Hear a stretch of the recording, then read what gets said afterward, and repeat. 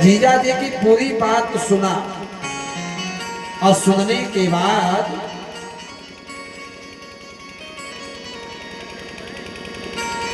हाँ सही कह रहे हो, यही स्टाइल था उसका।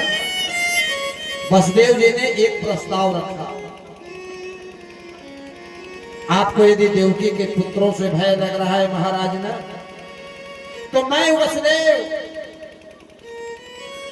मैं शपथ लेकर के कहता हूं कि देवकी के प्राण के बदले आप देवकी को छोड़ दीजिए। जैसे जैसे पुत्र होते जाएंगे वैसे वैसे मैं आपके चरणों में देता जाऊंगा। इसको मार के आप क्या पाओगे? देवकी के समस्त पुत्रों को मैं तुम्हें सौंप दूंगा। तो तुम्हें पुत्रों से भय है ना, तो देवकी को काहे मार रहे हो?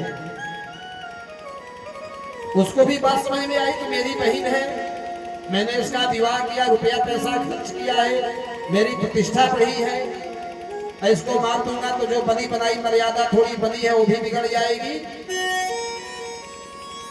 काल कोठरी में ले जा करके सलाखों के अंदर दोनों लोगों को बंद कर दिया, कैद कर दिया।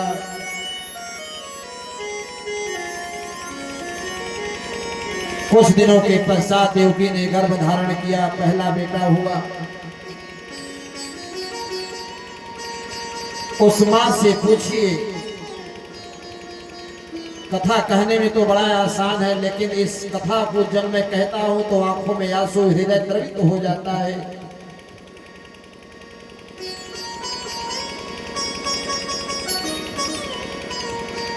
जो मां अपने बच्चे को 9 महीने गर्भ में रख करके उसको जन्म देती हो,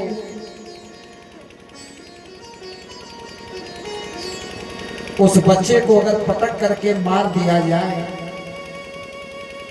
उस मां पर क्या बीतेगी? लेकिन धन्य है विधाता, वचनों के अनुसार देवकी और वसुदेव ने अपने हृदय पर पत्थर रख करके पहले बेटे को कंस के सामने ले गए।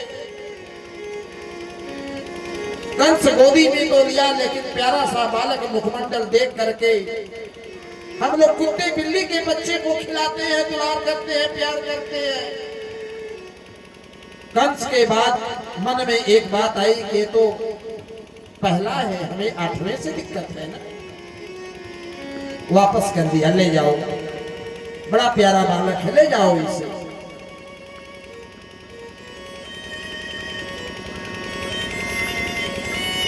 दिक्कत हमें 8वें गर्भ से। वसुदेव जी लेकर के चले आए, देवकी प्रसन्न हो गई, वाह भैया वाह, भाई हो तो मेरे भैया कंस जैसा। कंस महाराज की जयकार करने लगी, वसुदेव जी भी प्रसन्न हो गई।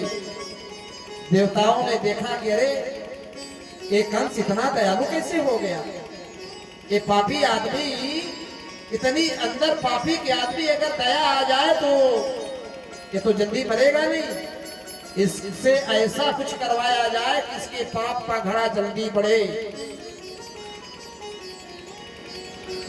नारद जी आ गए, नारायण नारायण, जहां कंस विराजमान था। आइए देवर्षि नारद जी।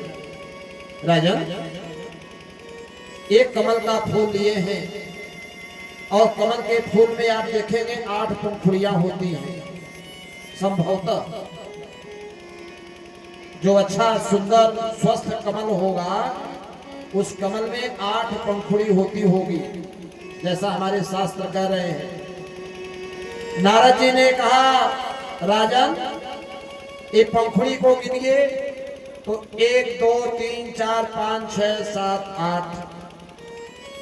नारद जी ने कहा इसको छोड़िए, अब यहां से गिनिए, 1 2 3 4 5 6 7 8।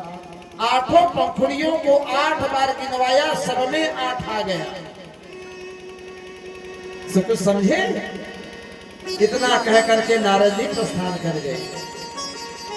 उसको लगा कि देवकी का पहला भी 8वां हो सकता है, 8वां भी पहला हो सकता है, 6ठा भी 8वां हो सकता है, 5वां भी 8वां हो सकता है। दौड़ते दौड़ते गया और देवकी उस बच्चे को दूध पिला रही थी। पैर को पकड़ करके खींच लिया और उसी सामने पत्थर रखा था देव की वसुदेव के सामने पहले बच्चे को पटक करके मार डाला।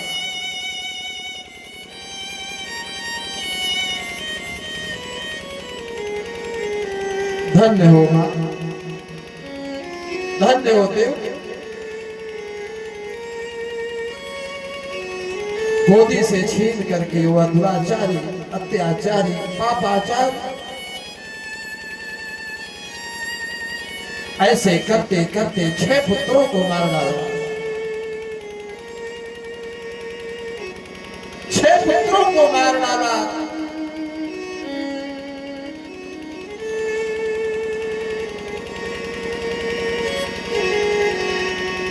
जब 7वां गर्भ आया,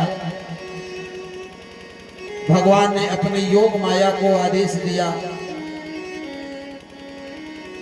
है मेरी माया, तो जा देवकी के गर्भ में जो 7वां गर्भ पल रहा है, संकर्षण विधि से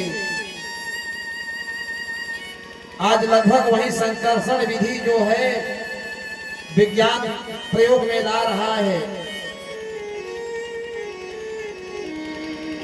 जो माताएं प्रजनन के लिए असमर्थ हैं उनको भी बच्चा हो जा रहा है, विज्ञान आगे बढ़ गया है। टेलीविजन में प्रचार आता है ना, IVF क्या आता है प्रचार करके, मुझे नहीं मालूम, लेकिन मैं देख रहा था।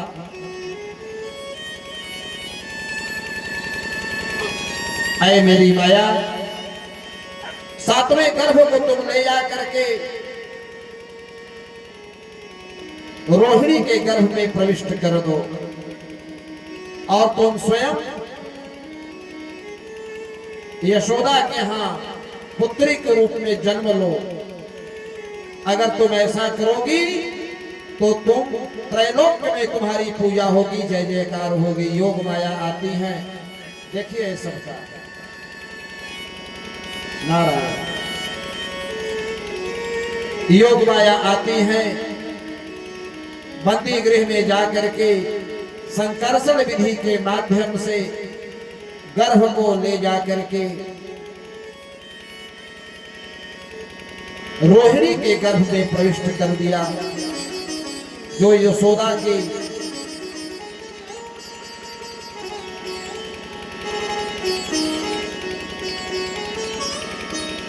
जो वासुदेव की, नंद बाबा की, वासुदेव देखिए कई ठो हैं, इस थोड़ा भ्रम में मत पड़िएगा आप सब। वासुदेव स्वयं भगवान का भी नाम है, वसुदेव देवकी के पति का भी नाम है। नंद बाबा की दूसरी पत्नी जो रोहिणी है, रोहिणी के गर्भ में उस 7वें गर्भ को प्रविष्ट करा दिया और अपने स्वयं माया बन करके मैया यशोदा के गर्भ में प्रविष्ट हो गई। 7वां प्रतीक्षा करता रह गया। कंस समझ रहा है कि 7वां हो सकता है, कैसे बच्चा गिर जाता है, पेट खराब हो जाता है, ऐसा न हो कि 7वां पेट खराब हो गया हो। और भगवान आए, 8वें गर्भ के रूप में भगवान वैकुंठवासी का आगमन हो रहा है। स्वागतम कृष्ण,